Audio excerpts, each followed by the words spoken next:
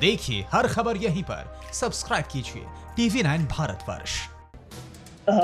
देखिए निशांत, जैसा कि अभी बता रहे हैं, जिस तेजी से संक्रमित मामले दुनिया भर में बढ़ रहे हैं, उसी तेजी से दुनिया भर की तमाम कंपनियां, तमाम देश वैक्सीन बनाने को लेकर जुट गए हैं। एक तरह की होड़ मच गई है कि कौन सबसे पहले वैक्सीन तैयार करता है, और चीन इस होड़ में पीछे नहीं रहना चाहता है। और चीन की जो 4 प्रमुख कंपनियां हैं, जैसे कि आपने PLA का नाम लिया है, पीपल्स लिबरेशन आर्मी, यानी जो चीनी जन मुक्ति सेना है, उसके नेतृत्व में ही काम चल रहा है। और कैनसाइनो बायोलॉजिक्स एक कंपनी है, और इसके अलावा बीजिंग की कंपनी है, वुहान की एक लैब है। इन सब में ह्यूमन ट्रायल भी शुरू हो चुका है, यहाँ तक कि दूसरे फेज में चीन पहुंच चुका है। और चीन इस बात को लेकर बहुत ही सतर्कता भी बरत रहा है कि कहीं कोई परेशानी न रह जाए। अनिल जी, मैं आपको रोक रहा हूं, आई एम सॉरी, आपको रोक रहा हूं। अभी अभी आपने एक बात बोली, मेरे कान को छू कर गई और मैं अलर्ट हो गया। वुहान की लैब में भी ट्रायल चल रहा है, आपने कहा? जी हाँ, वुहान की एक बायो लैब है, उसमें भी वहां पर ट्रायल चल रहा है इसको लेकर। और लेकिन ये तक पक्का नहीं है कि मुझे उसका नाम उससे अलग लगा है। कोई बात नहीं, लेकिन एक बात मुझे बता दीजिए अनिल जी, मैं आपको बीच में रोकने के लिए माफी चाहता हूं। जिसने बीमारी दी वो दवा भी देगा कि नहीं देगा?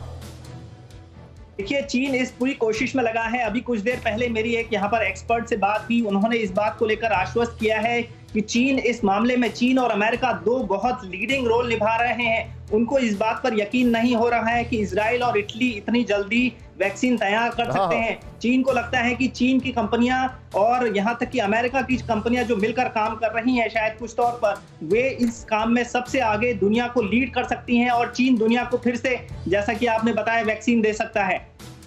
आप बहुत सही बता रहे हैं। और यहाँ पर मैं एक बात कहना चाहूंगा कि हम चाहेंगे कि चीन और अमेरिका इसमें मिले, क्योंकि तब एक बहुत बड़ी वॉर कंडीशंस भी जो है वो कम होती दिखाई देंगी। लेकिन डॉक्टर अरुण प्रताप मेरे साथ हैं, जिन्होंने कई PhD कर रखी है, कॉर्नेल यूनिवर्सिटी से भी PhD कर रखी है। सर, बहुत इंतजार कराया, लेकिन आपसे मुझे एक चीज जानना है। अभी का जो स्टेटस है भारत में वैक्सीनेशन का, नंबर 1 वो क्या दिखाई देता है रियलिस्टिकली? ये पूरे दुनिया की जनता जानना चाहती है, क्योंकि मैं आपको रिकैप करके बता रहा हूं, इजराइल ने जो किया है वो सितंबर नवंबर से पहले वैक्सीन नहीं आता दिखाई दे रहा है। अमेरिका में अगले साल वैक्सीन आता दिखाई देता है। इटली ने जो किया है वो भी, जो हमारे पास जानकारी है, सितंबर से पहले नहीं।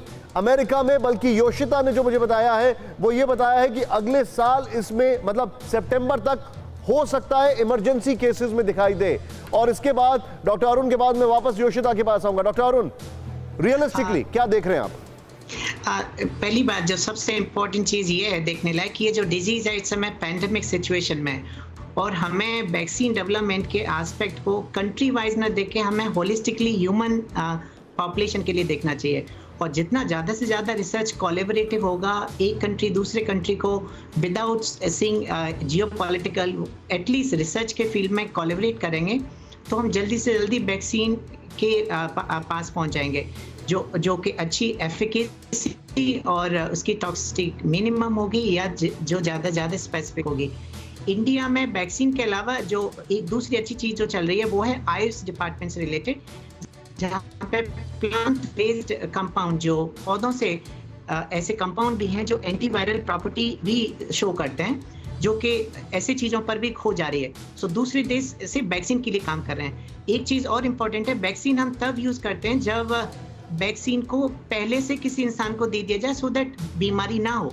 लेकिन अब ऑलरेडी बीमारी करीब कई मिलियंस लोगों को हो गई है, तो हमारे लिए जो इम्पोर्टेंट चीज़ है वैज्ञानिकों के लिए, वो थेरेपेटिक और डायग्नोस्टिक, ये 2 चीज़ें भी हैं, क्योंकि हमें जो बीमार है और जो होने वाले बीमार हैं उनको भी रोकना है।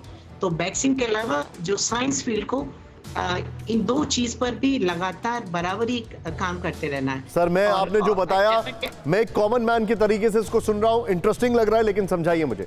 आपने कहा थेरेपेटिक और आपने कहा कि डायग्नोस्टिक, इसका मतलब क्या हुआ? हाँ, तो डायग्नोस्टिक होता है जैसे जिन लोगों को सार्स कोरोना वायरस पॉजिटिव होता जा रहा है, जो हम अभी हर रोज जो एपिडेमिक फेज में जा रहा है, तो वो लोगों को कैसे डिटेक्ट करना है, सो दैट जो लोग बीमारी सार्स कोरोना वायरस पॉजिटिव नहीं हुए उन्हें रोका जा सके, वो डिटेक्शन पार्ट है। प्लस जो बीमार हो चुके हैं पॉजिटिव, उन्हें ठीक भी कर लेना है हमें, उनके लिए वैक्सीन तो काम नहीं करेगा ना, तो उनके लिए डायग्नोस्टिक पर्पस भी हमें उतना ही इंपॉर्टेंट एस्पेक्ट रखना है। अब उसके लिए हाइड्रोक्सी क्लोरोक्विन और रेमडेसिविर जो ड्रग रीपर्पजिंग है, मतलब जो दवाएं किसी और डिजीज में काम कर रही थी लेकिन अब समहाउ इस सार्स कोरोना वायरस 2 में भी काम कर पा रही हैं जी। अरुण जी, आपका ऑडियो थोड़ा सा ऑडियो यहाँ पर गड़बड़ कर रहा है। मेरे साथ इटली से अजहर महमूद भट्टी जी आ चुके हैं। मैं चाहूंगा यहाँ पर इटली वाले ग्राफिक्स प्ले किया जाए। अजहर जी, क्या इंफॉर्मेशन है, बताइए एक एक चीज मुझे। जानकारी हमारे पास यह है कि इटली ने वैक्सीन तैयार कर लिया है। अड़ी सोमवार से शुक्रवार शाम 6 बजे सिर्फ TV9 भारतवर्ष पर।